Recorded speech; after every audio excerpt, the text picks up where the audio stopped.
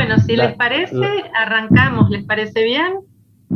Bueno, la presentación del libro, Historias chiquitas que cuentan la historia grande, se enmarca en el Nacional de la Memoria por la Verdad y la Justicia.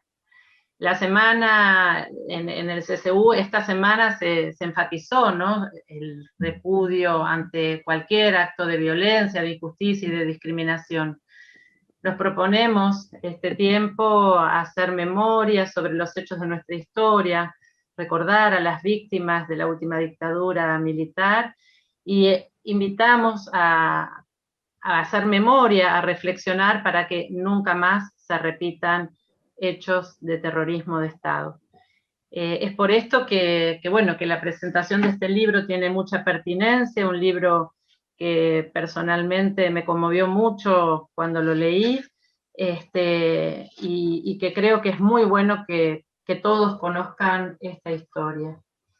La presentación va a estar a cargo de Mabel Fernández, que es compiladora del libro y que es integrante de la asociación MEDES, Memoria, Derechos Humanos y Solidaridad de la ciudad de Goya, junto a Elsa Sáenz Albón, profesora de Filosofía y Pedagogía, y junto a Gerardo Olivo Benítez, hijo de Juan Antonio Olivo, Tonito, desaparecido por la dictadura cívico-militar en 1977.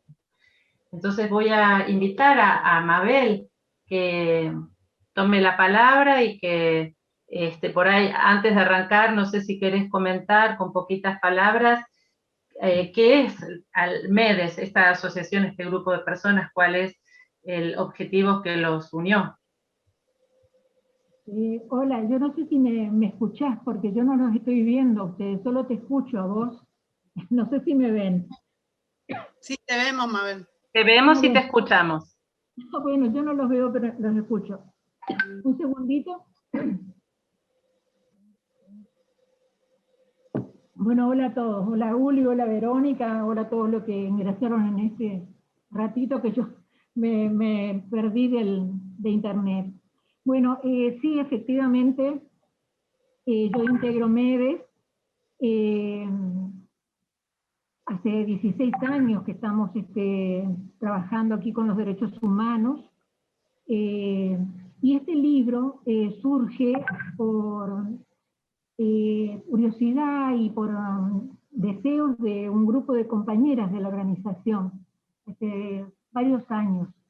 El libro, el primer tomo son 2 tomos. El tomo 1 lo publicamos y lo editamos y lo publicamos en el 2014 ya. En el año 2014. Nos pasó que, digamos, a mí particularmente yo vivía en Buenos Aires y cuando vine aquí me encontré con que había muchos más compañeros que yo no conocía y que efectivamente habían sido estaban detenidos, desaparecidos, y algunos que supe que habían sido realmente asesinados. Entonces nos propusimos recuperar las historias de estos compañeros. Con algunos habíamos militado, pero con otros realmente no, porque algunos vivían en el campo y otros en otras provincias. Así que fue un trabajo arduo, ¿no? Pero fuimos conectándonos con la gente, contando la idea que teníamos, y lo que sí sabíamos era que no queríamos contar, digamos, todo lo que sucedió, digamos, dentro de los centros de detención clandestinos, ni de la cárcel. Particularmente queríamos contar lo que había sido la vida de estos compañeros. Nos interesaba, digamos, que fuera un libro vital, que mostrara quiénes fueron, que los compañeros que en la década del 70 participaron de lo que nosotros queríamos, digamos, un poco trabajando por un cambio de una sociedad más justa, ¿no? El tomo 1 es bueno, creo que, a ver, no sé, yo no las veo a ustedes, espero que vean la tapa. Sí se ve, Mabel. ¿Lo ven? Se ve perfecto. Este tomo contiene la historia de 10 compañeros. Los 10 compañeros integraban en general ligas, eran compañeros campesinos. No recuerdo el tiempo que nos llevó trabajar esto, pero decidimos dividir, digamos, un poco, contar estas 10 historias primero y después contamos las otras 17 que nos quedaban, con las que quedamos comprometidos de contarlas, ¿no? Las ligas, ahora Elsa, se va a extender un poquito más contando de lo que significaron, lo que fueron las ligas acá en nuestra provincia. Fueron unas organizaciones de trabajadores del campo. Fue fundamentalmente un movimiento de base y por eso también fue así su desarrollo. Cuando lean el libro van a encontrar que compañeros que en la figura o en las personas de Licia, de Tonito, de Ñaró, van a ver que están compañeros que en la otra época, en la época del 70, incluso también muchos compañeros y chicos jóvenes de ahora se van a encontrar en esos deseos y en esos trabajos de estos chicos que se movilizaron por sus derechos.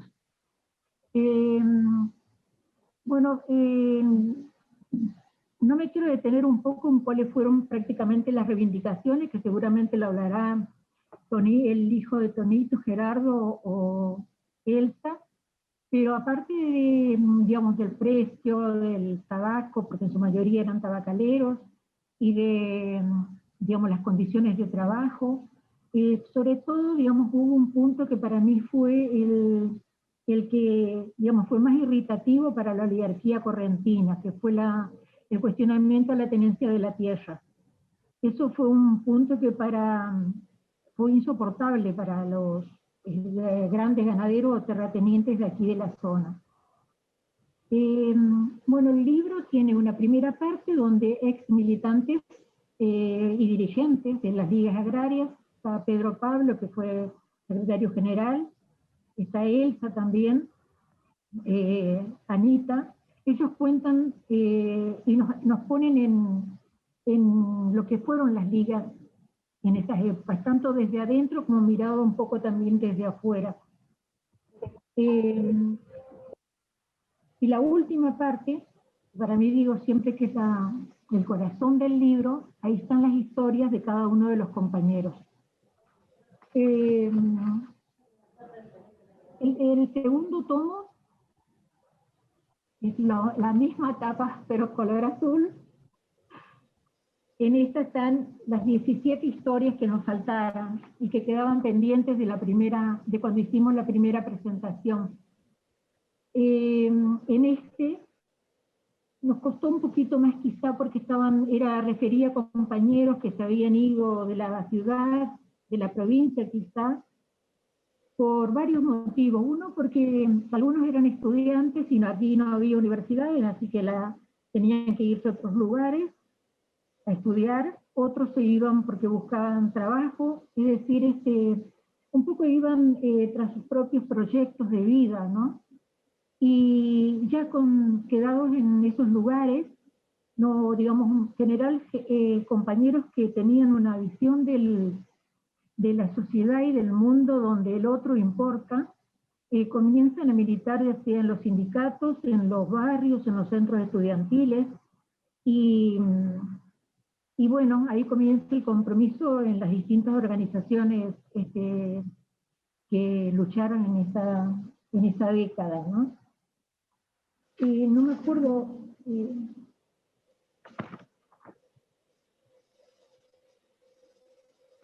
Bueno, pasa que los compañeros comienzan esto y terminaron también muchos postergando sus propios proyectos personales. En ambos tomos se va a ver la incidencia de la Iglesia. Muchos mencionan a Monseñor Alberto Devoto y a los curas que integraron el movimiento del Tercer Mundo. Incluso está la historia de Alice Domón, la hermana Katy, que vivió y se integró aquí como una campesina más. Y bueno, y también el costo fue su desaparición, ¿no? ¿Qué más nos diga? Bueno, no sé qué más contarles del libro. En las historias, digamos, cuando empiecen a revisar las historias, van a ver que van a encontrarse con jóvenes y algunos mayores muy parecidos a nosotros. Yo había separado algunos textos, pero muy cortitos, porque sí que tenemos, y aquí había separado lo de Alfredo González. Ahí se va a ver en el libro, encontramos la voz de la mamá de Alfredo, enfrentando a un militar diciéndole: cobarde, se vive o se muere, pero no se desaparece. Después se encuentran a Pedro Sotko, un compañero misionero, que tenía muchos problemas de salud, pero bueno, tenía una entrega y una solidaridad para con todos, y lo vemos así compartiendo con sus compañeros tanto los trabajos en la secundaria, los trabajos de matemática que tenía que hacer con los demás, como un sándwich en el recreo. Y en el tomo 1 también vamos a encontrar a Don Pantaleón. Don Pantaleón era un líder natural de la zona, él fue delegado también, pero además era como consejero de los jóvenes. El hijo comenta de que él era una persona muy dura, muy fuerte, y que incluso era muy duro hasta con sus hijos, tenía 12 hijos, y que fue creciendo con esto de ir conviviendo y compartiendo con los compañeros en las ligas, fue creciendo. Hemos que su hijo dice en un momento, se lo llevaron en su mejor momento. Después también se van a encontrar con la picardía de Caroso Pelufo, que era bueno, muy jovencito, él muere, lo matan cuando comienza sus estudios en la Universidad en La Plata, y bueno, las anécdotas las cuentan los compañeros del secundario acá.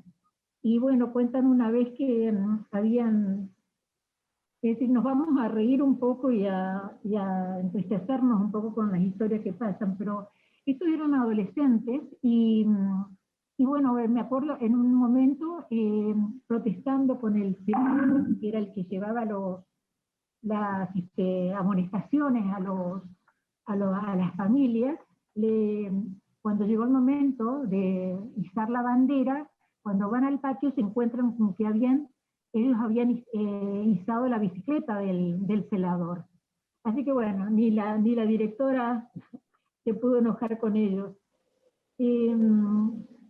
Después otra cosita, digamos, hay mucho, ¿no? También está Ñaró, que lo van a ver a Ñaró escribiendo su compromiso de vivir siempre de acuerdo a sus propias convicciones, lo que hizo realmente hasta el momento de su muerte, porque él fue luego emboscado y fusilado prácticamente en Corzo de la Chaco, pero cumplió lo que había prometido siendo muy joven, de vivir para los demás y con los demás. Así que bueno, no me quiero extender porque son 27 compañeros y más historias, porque cada testimoniante un poco nos cuenta una faceta diferente de cada uno de ellos, así que los van pintando, los vamos viendo de distintos lugares. Bueno, eso es un poquito lo que por ahí quería comentar acá al principio. Después vemos un poco si conversamos con los que están en la mesa y los que estén participando del Zoom. No sé, Elsa, si querés, o Gerardo, si querés comentar un poco, no sé, por ahí, a mí particularmente me interesa un poco qué te significó a vos el poder haber encontrado la figura de tu papá en la voz de tantos compañeros. No lo estamos viendo a Gerardo ahora, Mabel. Bueno, entonces no sé si Elsa quiere tomar la palabra. ¿Qué te parece?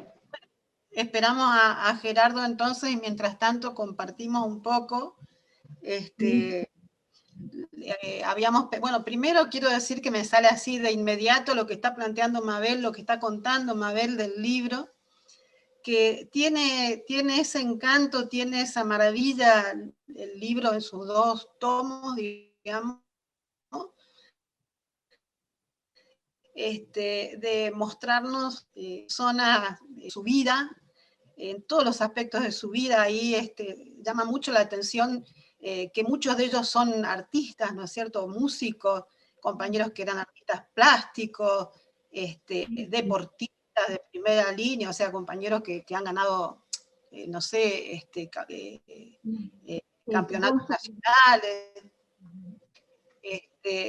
Del mismo modo, el tema de la chispa y la alegría, ¿no? O sea, hay anécdotas maravillosas en los libros, donde uno realmente sale del peso tremendo que significa, bueno, que no están, ¿verdad? Y por qué y cómo no están.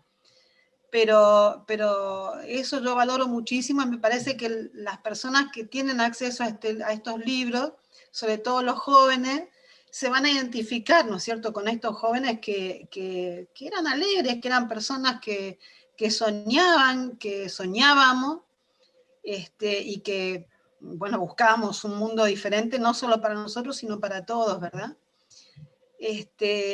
A mí me gustó mucho en la historia de Sobco, este compañero que contaba Mabel, y ahí voy a ir a lo que un poco habíamos acordado que yo conversaría o trataría de conversar. Este compañero es descendiente de rusos, ¿verdad? Y la familia había perdido contacto, esta familia rusa que salió, digamos, que se fue de Rusia atravesando campos de guerra, partiéndose en pedazos mientras iban a ese exilio que no sabían dónde terminaría. Quedaron miembros de la familia en el camino, ¿no es cierto? Hijos pequeños, hermanas. Bueno, y esta parte de la familia vino a parar acá al NEA, a Misiones, y resulta que cuando sucede la dictadura y todo lo terrible que ocurrió, llegan a Europa, por supuesto, noticias y nombres de personas que sufrieron la desaparición forzosa. Y ahí un familiar, una Sobco, digamos, que estaba ya colgada, perdida de toda esta historia, dice, yo voy a buscar, ¿no? Piensa ella, voy a buscar este nombre y a ver si encuentro. Y efectivamente encontró ese apellido, y ese desaparecido la llevó de la mano para encontrar a su familia, digamos, ¿no? Ese compañero siguió vivo, haciendo el nexo, digamos, entre los miembros de la familia.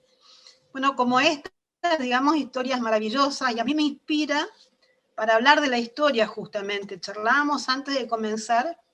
Qué maravilloso ver jóvenes, ver a lo largo y a lo ancho del país, en nuestra provincia, cómo se van incorporando a esta lucha jóvenes, ¿no es cierto? Yo ahí reivindico mucho la tarea de MEDES, que en Goya ha hecho particularmente un trabajo muy fuerte con los jóvenes en las escuelas, muy paciente, digamos, ¿no? Incorporando chicos y chicas a su movimiento y a esta reproducción.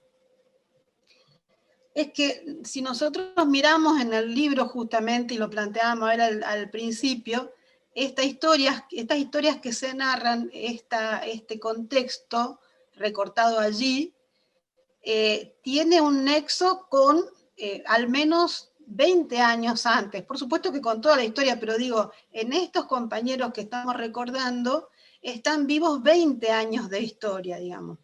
Nosotros estamos hablando desde el 76 y estas luchas tienen raíces muy cercanas desde los años 50. Nosotros en los años 50 asistimos a revoluciones socialistas en el mundo, ¿verdad? La revolución china, la revolución rusa, la revolución cubana. Y esto, por supuesto, que traía nuevas miradas, nuevas filosofías, nos llegaban y nos iban dando vuelta la forma de pensar el mundo, la forma de pensar la vida y la forma de pensar la propia historia, digamos, la historia común. De manera que nosotros tuvimos en nuestra zona compañeros que han directamente tomado cada una de esas ideas. Había compañeros de vanguardia comunista, es decir, compañeros que habían llevado muy, muy fuerte la impronta de lo que fue la revolución china, con toda la revolución cultural. Había compañeros que venían de otras vertientes de izquierda, como compañeros que surgían o que militaban en el Partido Revolucionario del Pueblo, que también nace por allí a principios, a mediados de la década del 60. Y también compañeros peronistas, digamos. Goya fue una ciudad que con todo el enclave liberal tenía una beta peronista importante que había militado, que había sostenido la resistencia. Digo, además de estas vertientes ideológicas de las revoluciones, y dicho así muy ligeramente, y de sus pensadores, también influyó mucho, como señalaba Mabel, la Iglesia Católica, ¿no? Que también a finales de los años 50 arranca con un proceso de cambio, quizás no se lo proponía en aquel entonces la Iglesia, había una crisis muy profunda de vocaciones sacerdotales, o sea, faltaban curas y faltaban monjas, por lo cual la Iglesia decide, todavía una Iglesia muy conservadora, decide empezar a sumar laicos, ¿no es cierto? Personas que no eran religiosas, pero que, bueno, tenían que salir a sembrar el Evangelio. Sobre todo porque las revoluciones de las que hablaba recién tenían un componente campesino muy importante. Entonces Argentina, que todavía tenía una población rural también muy importante, necesitaba que la fe, entre muchas comillas, fuera llevada a esos lugares y de alguna manera cortara la posibilidad de la incursión de esas ideologías, digamos, ¿no? Y de esas revoluciones. Así surgen los movimientos de laicos, por ejemplo, la acción Católica de los Trabajadores, la JAC, la Juventud Católica Argentina, y también el Movimiento Rural de Acción Católica, que también tenía este cometido de ir a los campos, casar de matrimonio a la gente, bautizar a los niños, es decir, bueno, hacer todo lo posible para exorcizar el demonio del comunismo, digamos. Pero ocurre que, paralelamente, nosotros tenemos el Concilio Vaticano II, tenemos el Papa Bueno, tenemos a Juan XXIII, la Iglesia empieza a dar un giro, y los propios militantes laicos que llegaban al campo se encontraban con la desgracia de lo que ocurría en el campo, con la injusticia tremenda de lo que ocurría en el campo. Y ellos mismos ven la contradicción entre sembrar fe y pasarle la mano a la gente que estaba sangrando en el piso, digamos, de alguna manera. Entonces, esto hace que rápidamente ese movimiento rural, y Goya, y nuestra zona, Goya, digo, es muy protagonista de todo este proceso, comienza a intervenir de otra manera en esa realidad. Y es así que el campo va dando una cantidad muy grande de militantes en una dinámica de construcción política muy activa y prácticamente desconocida en el medio, digamos, donde lo político era siempre, digamos, bastante acartonado y perteneciente a los partidos políticos. Allí hay una militancia activa en el sentido de la concientización, en el sentido de ir construyendo concretamente herramientas para mejorar las condiciones de vida de la gente. Cuando, por ejemplo, en Europa esto ocurre 20, 30 años para atrás, nosotros teníamos en el área tabacalera el uso comunitario de maquinarias agrícolas, es decir, grupos de personas que muy, muy humildes que se juntaban, tenían su tractorcito y no se peleaban y podían usarlo y compartirlo, así como otras cosas. Así como también sembraron de escuelas la zona. Lamento que Gerardo no esté, ojalá que sí, que esté escuchando, por lo menos yo no lo veo, porque justamente el papá de Gerardo, Tonito, que fue miembro del Movimiento Rural de Acción Católica, fue un creador de una escuela, ahí está Gerardo, fue creador de una escuela, de las tantas escuelas, ¿no es cierto?, con el financiamiento de Miserior, por eso llamaban escuelas Miserior, que llevaron a cumplir, y ahora, Gerardo, vos lo contás muy bien, ese sueño, esa inquietud tan profunda que tenían los abuelos, los viejos, de que los hijos pudieran estudiar, que esa puerta del estudio les abriera, digamos, el camino a mejorar su condición de vida, digamos, ¿no? Cosa que de hecho ocurrió, porque además tuvimos la enorme suerte en la región que no solamente se abrieron escuelas, sino que se abrieron semejantes escuelas, digamos, con el obispo Devoto, con las profesoras que habían venido de Santa Fe y de Entre Ríos. Bueno, entonces, digo, por una parte estas influencias de las revoluciones internacionales, la influencia de la Iglesia. La educación, conectando con esto que decía recién, también jugó un papel sumamente importante en la formación de aquellos jóvenes y en aquel tramo de la historia. Nosotros tenemos que, en esos 20 años atrás que trataba de plantear hoy cuando comencé a hablar, tenemos a Freire y toda la escuela de Freire. Freire escribe sus dos primeros libros que todos conocemos, ¿no es cierto?, La pedagogía del oprimido y Pedagogía para la liberación, justo a la mitad de los 60. O sea que nosotros, en aquel entonces jóvenes, y estos compañeros que están homenajeados en estos libros y cuyas historias se recogen, fuimos formados en esa pedagogía. Así aprendimos el trabajo de concientización, nosotros mismos fuimos concientizados. O sea que también ahí hubo otro factor que sumó a ese despertar, sumó a esa militancia, a esa fuerza que tuvo la juventud y la militancia en el área tabacalera, en la zona de Goya, que es la que estamos hablando. Y otro factor importante, que no tiene que ver con esto que es nuestro, digamos, sino que es un hecho objetivo. En los años 50, en las economías regionales argentinas, apareció un fenómeno muy importante, que es el de los cultivos destinados a la industria. La yerba, el té y el tabaco. En los años 50, en la zona de Goya, nosotros teníamos tremendas extensiones de tierra, hoy lo señalaba Mabel, el tema de la tierra como banco, que eran usadas para la ganadería extensiva, es decir, la gente gastaba 0 pesos y tenían allí sus vacas y vendían sus vacas para carne, digamos, con mano de obra, por supuesto, 0 costo. Gente en condiciones de esclavitud. En los años 50, ante una crisis de la producción, no de la venta y la comercialización de carne, estas personas que tenían sus campos y tenían sus peones por allí, habían quedado sin esta posibilidad de venta del ganado. Por lo tanto, piensan y empiezan a pergreñar este tema de la economía tabacalera, que desde el punto de vista de las reivindicaciones y de las luchas atraviesa todo este periodo, digamos, tanto desde las ligas agrarias como también desde lo urbano.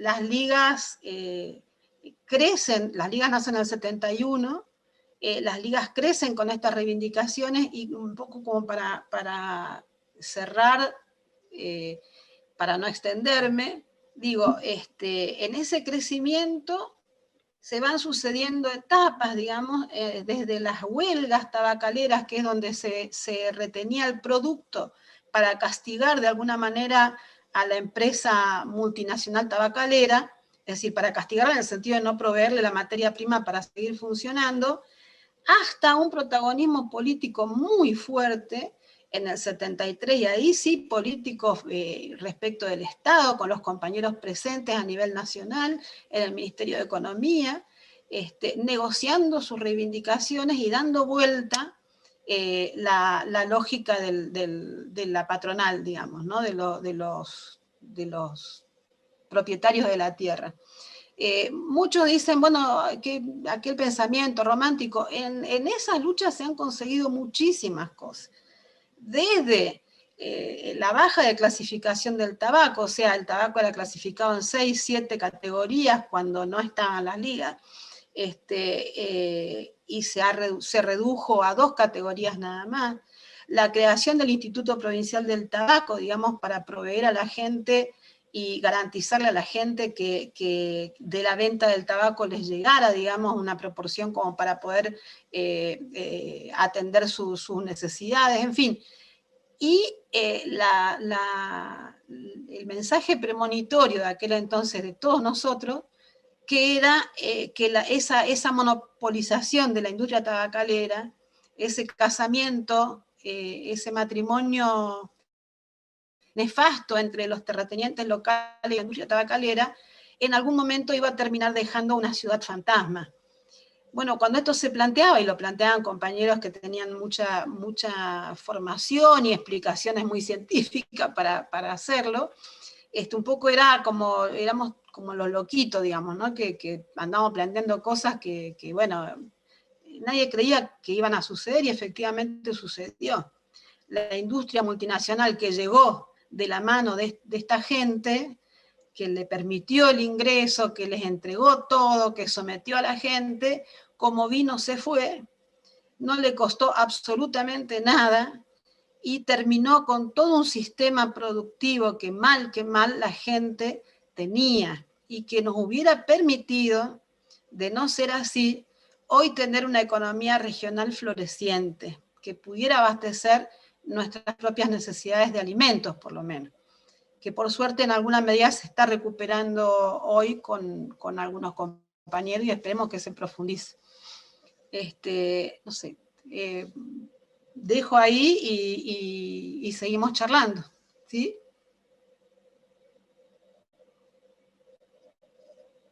Gerardo.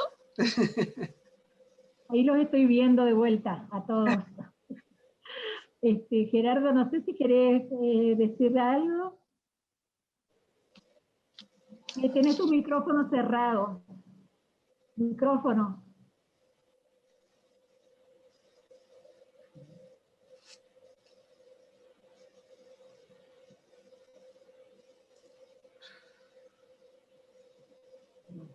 Ahí está, decía como la conexión era mala, entonces me perdí parte de la charla, justo la enganché a él encima y no en el comienzo tampoco. Sí. Se me como es, desconectaba, ¿viste? Porque acá está lloviendo, está feo el tiempo, seguramente es por eso. Mira. Así que, y bueno. Gerardo, estábamos comentando ahora antes de que vos te sumaras, lo que fueron las ligas, lo que fue todo ese proceso de trabajo en el que estuvo tu papá, Tonito. Así que estaría tan bueno que vos pudieras compartir con nosotros tu mirada, como hijo, como heredero de toda aquella gesta, ¿no? Claro, sí. Mira, y bueno, yo, mi padre, mis abuelos, mis tíos, todos, ¿no? El ejemplo de lucha, de trabajo, me inculcaron al menos a eso también. Y con respecto a lo que cuentan de las ligas agrarias, yo me informé mucho en el libro acá, si bien no lo terminé de leer, porque yo una vez le decía a Mabel que a mí me cuesta mucho leer sobre temas con respecto a lo que pasó con papá, incluso debe ser psicológico, no sé. Por ejemplo, el Nunca Más no lo pude leer mucho. Esto también, hasta los testimonios de mi tía Ana, y cuando empiezo a descubrir, porque en este libro descubrí cosas que no sabía también, ¿no? Que no sabía con precisión, digamos, palabras de papá, todo el movimiento que hubo, cómo se crearon las ligas agrarias, los pasos que siguieron y bueno, y por supuesto lo que también costó todo este proceso de cambio que ellos realizaron, porque realizaron de alguna manera, realizaron un proceso de cambio. Si bien yo no como decía, lo terminé porque me cuesta, como es, me trae, no sé cómo explicarlo, pero trae como recuerdos, el saber qué pasó, ¿no? Cómo truncaron la vida, los sueños de esta gente.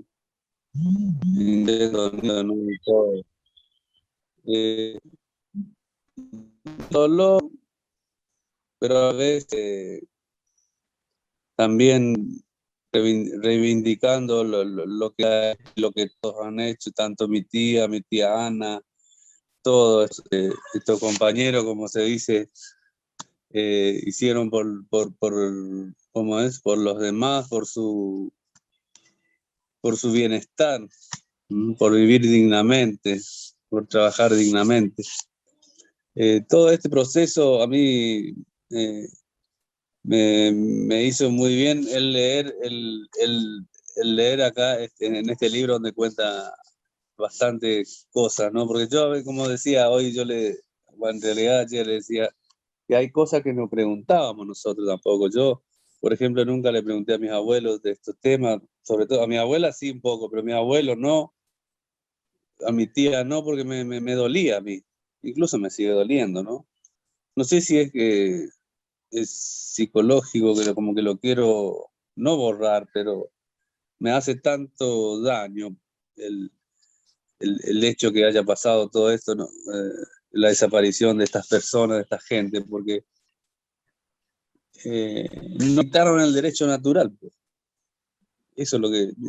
El derecho natural, la dictadura lo quitó el derecho natural. Yo siempre digo, la dictadura me quitó el derecho natural que yo tenía de tener un padre, o algunos de tener un nieto, tener hijos. A las madres le quitaron a sus hijos, a las abuelas le quitaron a sus nietos. Y eso es muy doloroso y no lo superé todavía yo, como supongo que muchos no lo han hecho. Pero bueno, eso con respecto a lo que pasó, pero lo que sigue pasando. Yo he hablado mucho con la tía Vitotti sobre esto, con mi tía también, ella fue maestra de la escuelita voluntaria, maestra, ¿no? Que cuando recién, de esta escuela que decía que papá tuvo mucho que ver con el tema de las escuelas. Mi tía Victoria también, ella fue docente, ella se recibió a los 17 años. Y ella me contaba mucho sobre papá, sobre todo el movimiento que hubo, ¿no?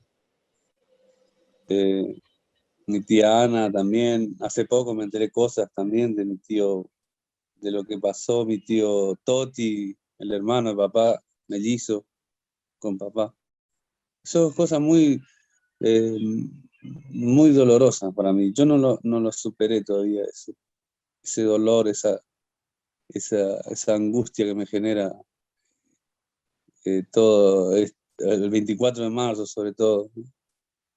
Pero al margen de eso, el movimiento que hicieron, la valentía que tuvieron para poder vivir dignamente. Y yo decía, si comunista o extremista significa dignificar la vida de la gente, luchar por un futuro mejor, por una vivienda digna, por un trabajo digno, y bueno, yo seré extremista o comunista, como decían, así como estigmatizaban ellos, pero esa es la respuesta que yo daba siempre cuando me preguntaba. Tu papá era un extremista de alguno, ¿no? Y yo en mi juventud, o sea, más joven, digamos, entonces yo no sabía en dónde estar, salvo que eso. Si eso significaba el bienestar de su familia, de su pueblo, de su gente, y bueno, yo seré uno de ellos. Les comentaba así, cosas así, qué sé yo, no sé, bueno, si quieren preguntarme alguna cosa que...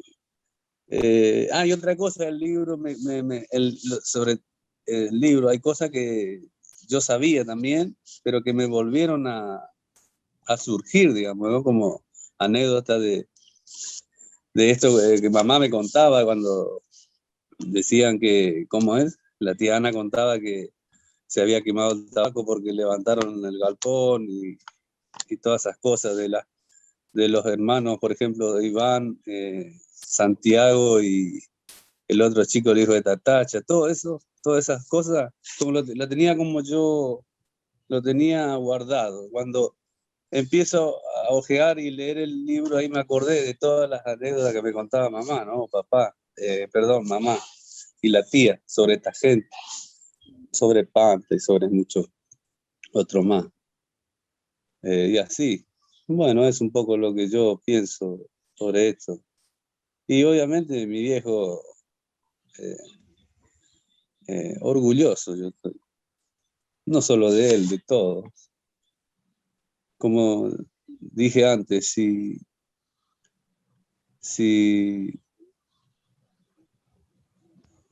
extremista, como decían, significa el bienestar para su gente, para su pueblo, su familia, y bueno, yo estaría seguramente acompañando, si él estaría vivo hoy, estaría acompañándolo.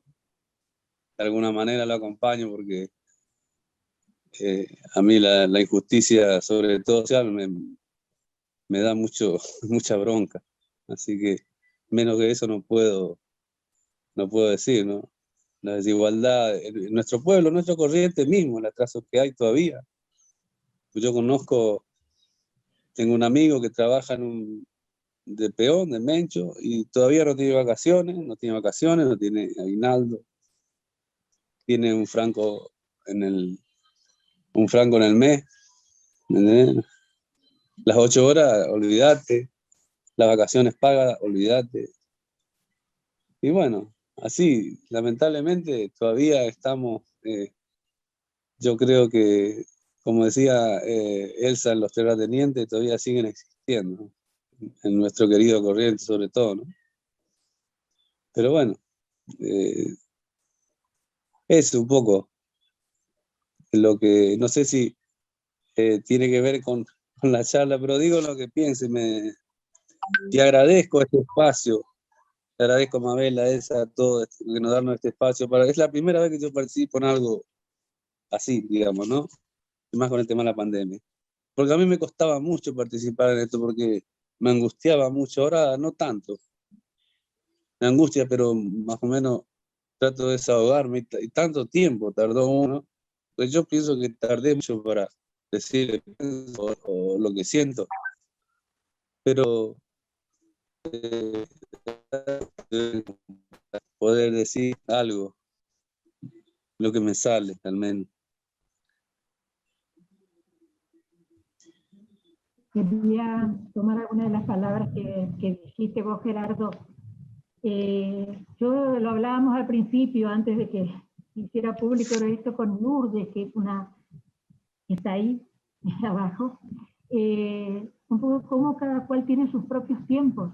Yo eso lo comprendí mucho trabajando el libro, porque empezar a tomar estos temas, ir a una casa, hablar con una persona, que esa persona Sí. pudiera contar, fue muy difícil, había que esperar, bueno, sí, mañana, pasado, siempre estaba una excusa para empezar después. Pero te digo, por ejemplo, lo que yo noté también así con el segundo tomo, que ya fue posterior, fue en el 18 y 19 que se editó, la gente ya fue otra etapa, evidentemente, y la gente agradecía el hecho de que uno le hubiera dado la palabra, porque en realidad Sí. muchos no podían, hubo un periodo de mucho silencio por el terror mismo, y la gente, digamos, hay toda una generación de nosotros, hay toda una generación que saltea el poder hablar de estos temas. Y vos lo sabés, Gerardo, lo sanador que es cuando uno puede poner en palabras, enterarse, saber y poner en palabras lo que uno siente, ¿no? Así que, Claro. muy bienvenido, a mí me encantó escucharte, me gusta cuando participan ustedes, los hijos, Sí. Nos dan otro valor a lo que estamos haciendo también. Así que bueno, con respecto a lo que decía eso del comunismo y demás, no sé bien cómo es la frase, ¿se acuerdan? Él se debe acordar, la de Elder Cámara, que decía, cuando ayudo a los pobres me dicen un santo, pero cuando pregunto por qué hay pobres me dicen comunistas. Y así, tal cual. Así que está. Sí, bueno, es así. Y bueno, y la complicidad de lo civil también, ¿viste? La desinformación, la complicidad, el no hable, porque generaron mucho miedo, mucho temor, incluso hoy a los 40 y pico de años, hay todavía temor. Hicieron un mal a la sociedad, a la humanidad, esa gente. No solo como decíamos el otro día, cuando hablábamos, que los daños colaterales que hicieron a esta gente traumaron tanto a nosotros y a todos los familiares. Es una cosa increíble, pero hoy a los 40, lo mismo, yo a veces pongo un ejemplo cuando hablamos con un compañero de trabajo mío. Digo, lo mismo que ahora, qué sé yo, está la línea el Frente de Todos y de, ¿cómo es? Y de Cambiemos, digo yo, ¿no? Y porque vos no pensás como los de Cambiemos, vos tenés que ir a torturarlo, violarlo, expropiarlo. Él no entra en la cabeza de nadie, al menos en la mía, digo yo. Todavía no lo puedo asimilar, digamos, toda la atrocidad que hicieron en esta gente, ¿no? Quedaron muy marcados en la sociedad, muy marcados, sobre todo en la sociedad correntina, porque mucho miedo todavía hay.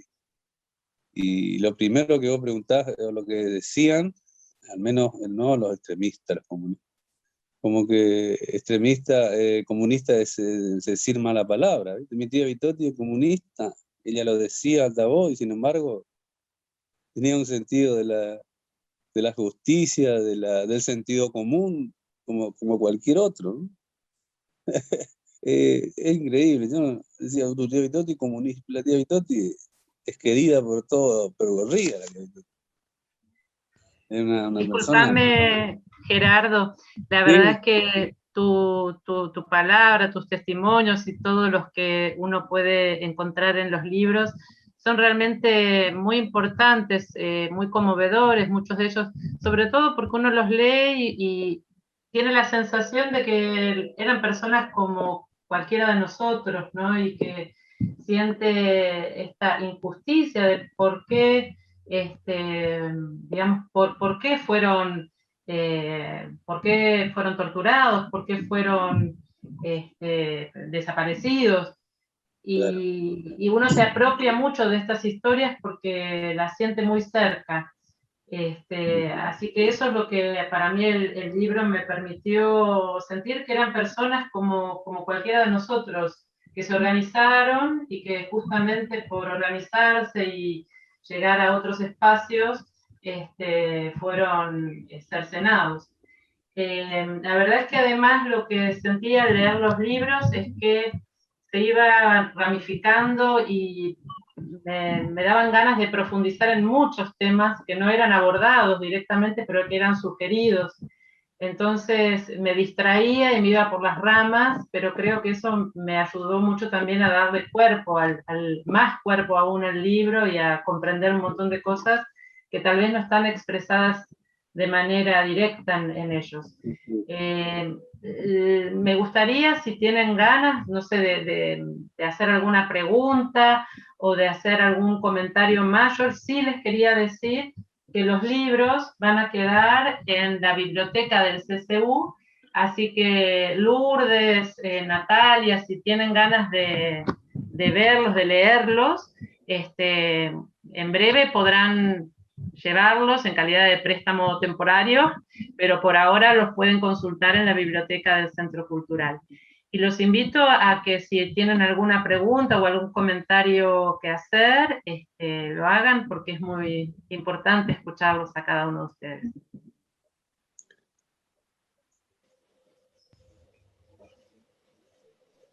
Mira, un poco porque uno dice, un poco por qué hacemos memoria, por qué hoy estamos con estas memorias, por qué seguimos manteniendo el trabajo de traer a los compañeros, de traer la historia reciente. Y yo creo que lo hacemos, uno, porque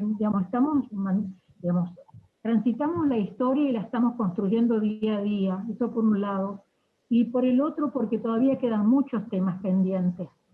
En el tomo 2 contamos también, muy brevemente, pero hay 3 familias que todavía están, que las mujeres, las chicas se estaban embarazadas y no sabemos siquiera, 3 familias acá de la zona, digo, porque hay 300 jóvenes todavía que siguen con su identidad robada, ¿no?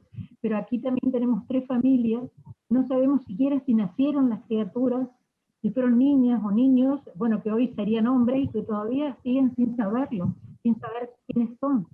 Así que todavía, digamos, tiene mucho sentido la lucha esta y el seguir manteniendo estos trabajos, ¿no? Por eso, digamos, también tenemos pendiente la aparición de los cuerpos de los compañeros. Aquí de los 27 compañeros, 5 nada más que, digamos, que los puede acompañar en un cementerio. que sabemos que están muertos y están enterrados y que están recuperados, y que incluso hasta con el trabajo de antropólogos se pudo conocer bien cómo fueron las muertes, porque en realidad siempre cuando entregaban los cuerpos de los compañeros, lo entregaban con un certificado médico falso, diciendo que fue un accidente, bueno, vergonzosos. Y esos médicos también fueron juzgados, esos que hicieron esos certificados.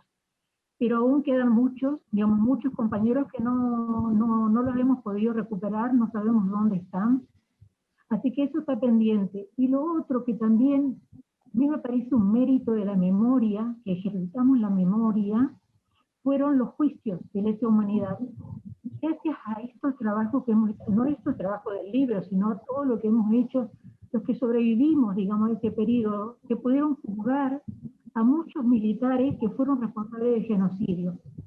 Todavía quedan pendientes, hay juicios todavía demorados, hay juicios que se están haciendo ahora, pero otros todavía no se pudieron llevar adelante. Pero bueno, así que seguiremos con esto hasta que nos dé la vida, ¿no? Y después continuarán los más jóvenes. Así que, bueno, eso era lo que quería comentar, porque a veces parece, viste, un poco, ¿para qué ahora? Después de tanto tiempo, bueno, hace 45 años del golpe, y todavía los milicos se están muriendo sin decir nada, dónde han enterrado, dónde han puesto a nuestros compañeros. Así que bueno, eso era lo que quería decir. Ahí, perdón, Mini quiere hablar, ¿no es cierto? Sí, gracias, Fernanda. Quería agregar a lo que estaban planteando, que no solo se llevaron a los compañeros y quisieron aniquilar su sueño y la búsqueda de justicia, sino que además nos dejaron también una cultura del silencio, del miedo, que en ese sentido me parece súper interesante el libro, que abre la puerta para que la gente que no tiene historia de militancia, que no tiene, digamos, que es hija de que las nuevas generaciones, que son hijas de esta falta de compañeros, esta falta de todo lo que se llevaron y lo que nos robaron, el libro permite un acercamiento amable y un acercamiento, una apertura de una memoria que no está plantada todavía, y que por eso es que está bueno que sea tan cercano a las vivencias de las personas, y que permita que todos los jóvenes y todas las personas hoy se den cuenta que no era ningún extremista, como decía Gerardo, no era gente más loca que los que somos hoy y pedimos, qué sé yo, hacemos un paro, presentamos una nota o nos quejamos de alguna medida del gobierno. Era gente que buscaba con sus sueños justicia para todos, pero personas con sueños, pero personas también que tenían papás, mamás, que tenían una vida cotidiana, que tenían una existencia que además del sueño era una existencia de un ser humano, ¿no? Y ese acercamiento a esa situación y esa cotidianeidad y a esa cosa íntima de las personas que fueron, me parece que es una linda puerta, ¿no?, para abrir esta cuestión de la memoria, para que la gente pueda entender esta parte de la historia que por ahí nos han legado de una manera que todavía oculta mucho, que todavía no permite ver la dimensión de lo que pasó. Así que yo soy docente, y la verdad es que, por ejemplo, acercarles este libro y acercarles este tipo de historias a los alumnos los abre mucho a la posibilidad de no pensar en extremistas contra militares, no pensar una guerra, no pensar en esos términos esta historia, ¿no? Claro, sí. Yo quería también decir algo, sobre todo lo que se refería a Mabel, con el tema de la memoria, la verdad y la justicia. No solo memoria por nuestros seres queridos, justicia por nosotros, sino memoria por su causa, ¿no? Por lo que ellos lucharon, porque ellos dieron su vida.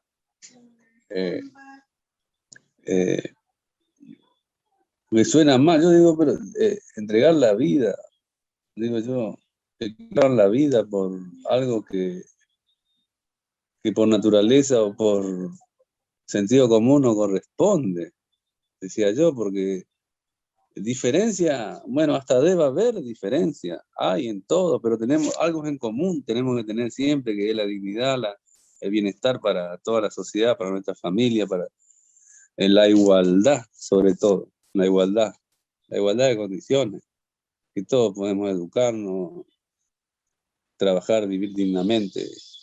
Yo creo que eso hoy en día estaré de acuerdo, algunos no están de acuerdo incluso todavía, pero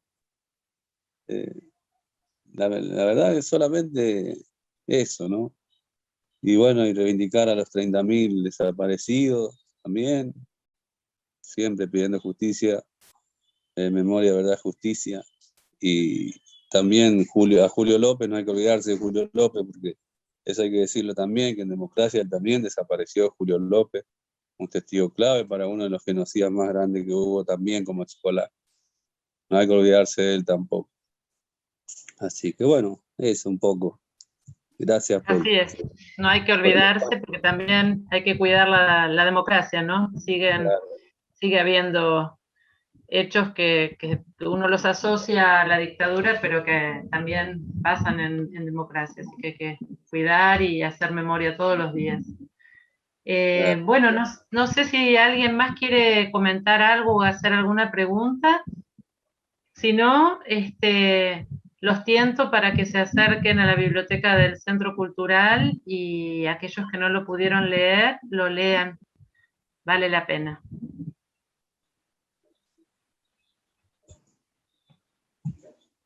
Está silenciada, Mabel.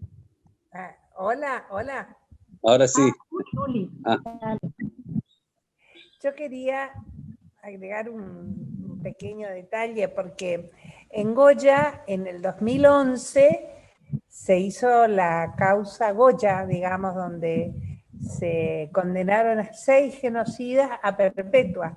Y por supuesto, los testimonios más impactantes fueron los compañeros que eran militantes de ligas que sobrevivieron. Esa es la otra también, viste, la otra cuestión, ¿no? O sea, cómo los compañeros que participaban de la experiencia de la que también nos contó Elsa, pudieron testimoniar. Y habían 3 hermanos, los hermanos Coronel, y de ellos, de los 3, bueno, había uno que era el menor, que cuando lo detuvieron tenía 17 años, sumamente torturado, y además como era chico, también lo hacían hacer todos los que hacían tipo trabajo esclavo, digamos, ¿no?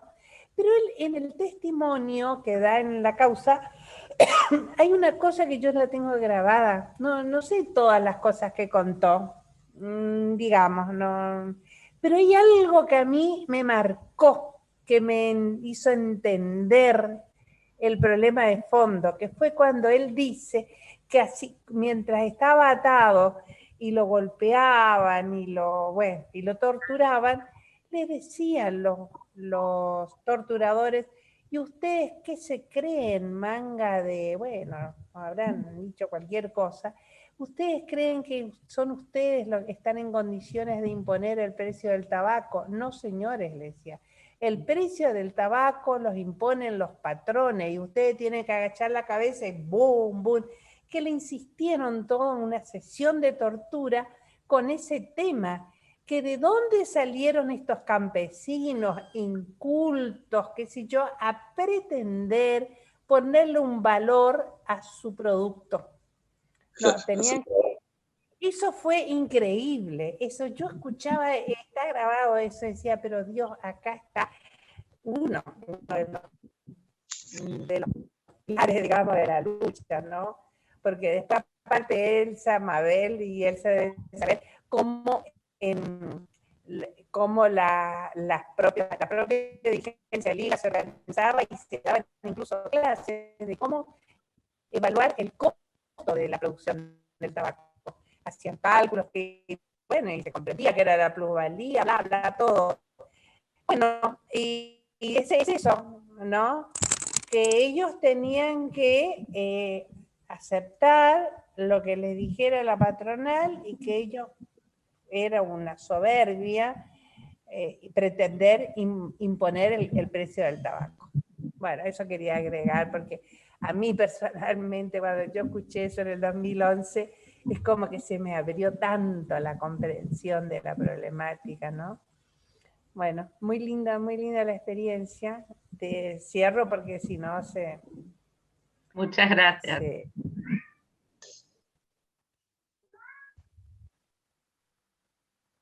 Bueno, te comento una cosita porque sí, por favor. Al principio, Lourdes, que está aquí abajo, si la ves, Uli, ella es hija de Mario Peselato y está haciendo su tesis sobre el tema de la causa Goya.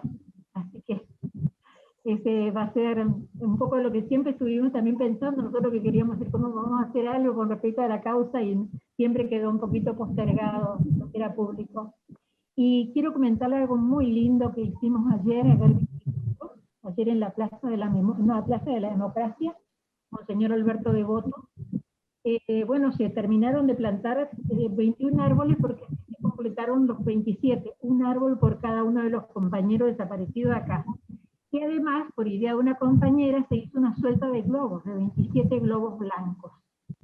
Y bueno, se iban largando de a uno los globos, y con cada largada de globo se iba nombrando un compañero. A mí eso me gusta mucho, porque me parece que al nombrarlos, los estamos trayendo aquí al presente. No digo nombrarlos ahora, muchos, pero digamos un poco eso es una práctica que solemos tener y que a mí me regocija, ¿no? Eso quería comentar. Bueno, a mí me gustaría decir algo para cerrar también, y me lo trae Uli con lo que ella estuvo planteando recién, en memoria. Yo siempre pienso que al momento del golpe, en Goya, el golpe en marzo, en agosto del 75, sobre Goya marcharon 5.000 campesinos organizados y que representaban una partecita, eran representantes delegados de cada una de las zonas donde trabajaban la liga. Con lo cual cada uno de esos compañeros estaba representando a otros grupos de colonos, a otros grupos de personas que vivían en el campo. ¿Qué quiero decir con esto? Que al menos 40.000 personas, ese es el cálculo que hacemos, al menos 40.000 personas participaban de las ligas agrarias. Estas personas todas fueron víctimas de la dictadura, todas sus familias, muchas historias no las conocemos, ¿no es cierto? Porque las personas se fueron también, muchos de ellos partieron para Buenos Aires, Rosario, Córdoba, etcétera, donde podían. Pero sí sabemos que les arrebataron sus propiedades, sus cosas, han sufrido exámenes de todo tipo en sus lugares, la policía rural, que siempre funcionó en apoyo de esta gente, digamos, de los grandes terratenientes de la zona. Así que también para ellos, ¿no es cierto?, para todos esos anónimos, para todas esas personas que también lucharon, que ahora nosotros somos un poco la voz que los representa, ¿verdad? Así que una cosita, Gerardo, que te quería decir con el tema de la mediación y todo, es que a mí me gustaría un poquito sacarle lo que tiene mal, lo que tiene. Porque decía Gerardo que si se enfrentaba, hoy contabas vos, planteabas vos un ejemplo de que en tu trabajo, si se enfrentaban los de un partido con los de otro partido, jamás pensarían en expropiarle unos a otros, y yo te diría que por ahí sí tendríamos que sacarle un poquito todo lo que nos robaron, ¿verdad? No, yo decía, no, sí, obviamente estoy de acuerdo en ese sentido. Yo lo que decía es que no porque pensaba distinto que yo iba a ir a torturar o a matar, ¿no? Nada más que eso. Lo demás, que estoy de acuerdo, un poquito de lo que dejaron, más o menos, estaría bueno devuelvan, ¿eh? Sí, estoy de acuerdo. Yo quería comentar algo. Bueno, a mí en realidad, en el momento de la escuela y eso en los últimos años se empezó a hablar por medios del tema de la memoria, y como que no llegaba a entenderlo en profundidad.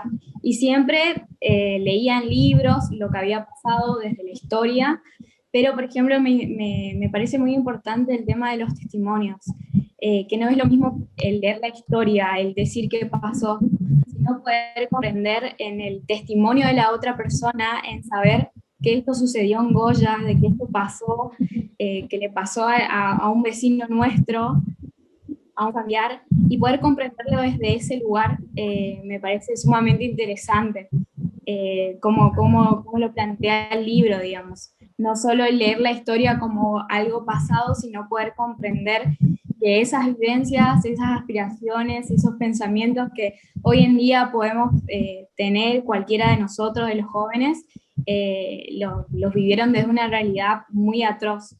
Y poder escucharlo para mí es sumamente interesante y a la vez estremecedor, porque no, como digo, no es lo mismo leer lo que pasó y no poder ponerse en el lugar del otro y comprenderlo y vivirlo. Así que agradezco también este espacio porque con el tiempo como que de alguna manera lo fui descubriendo y bueno, y pude de a poco comprender cuál era la lucha de mi papá y de todos sus compañeros, que no era algo que por ahí yo lo escuchaba en mi casa. Me acuerdo cuando fue el tema del juicio, yo estaba en la secundaria todavía, y bueno, y fue en una mesa donde a él, bueno, escuché que estaban hablando con mi mamá, que lo llevaron preso, y yo como que le quedé mirando como diciendo, ¿cómo que fuiste preso? O sea, era como algo, en ese momento, ¿cómo que lo llevaron preso? Como que había cometido un delito. Y bueno, y ahí cuando uno empieza a ver que en realidad fue una manera de pensar por la igualdad, por el más necesitado, vos decís, ¿cómo puede ser que haya pasado esto? ¿Cómo puede ser que por pensar así, por querer ayudar al otro, vengan, te torturen, te saquen de tu casa, te lleven? Entonces, nada, me parece que también el tema del juicio abre esto de poder expresarlo, de poder hacer justicia cuando muchos de los compañeros no pudieron ni siquiera expresarlo. Se juega mucho el tema de los traumas, de las marcas, que el Estado al estar presente en un juicio le puede dar ese espacio al testigo, de poder expresar de algo que vivió, que por ahí no lo puede hacer en un espacio familiar, porque todavía sigue eso de por algo lo llevaron, o pasó esto porque hicieron algo. Entonces que el Estado se haga cargo de eso me parece sumamente importante, digamos. Así que bueno, eso. Y cierra. La verdad que un hermoso mensaje, Lourdes. Gracias, Lourdes. Sí, muchas gracias, Lourdes. Bueno, no sé si Hilda querés decir algo o no. Si no, creo que con las palabras de Lourdes es un buen broche para cerrar. Desde ya les agradezco muchísimo, Mabel, Elsa y Gerardo, por prestarse a esta presentación. Enseguida accedieron, así que yo estoy muy agradecida por esto. Y a todos los que pudieron acompañarnos desde el Zoom, también hubo más de 10 personas que estuvieron conectadas a YouTube, y ese material va a quedar ahí alojado, así que para quienes tengan ganas de compartirlo, por si no pudieron estar en la presentación, podrán hacerlo desde el canal. Les agradezco muchísimo, y bueno, los dejo por hoy. Bueno, gracias por el espacio. Muchas gracias a ustedes.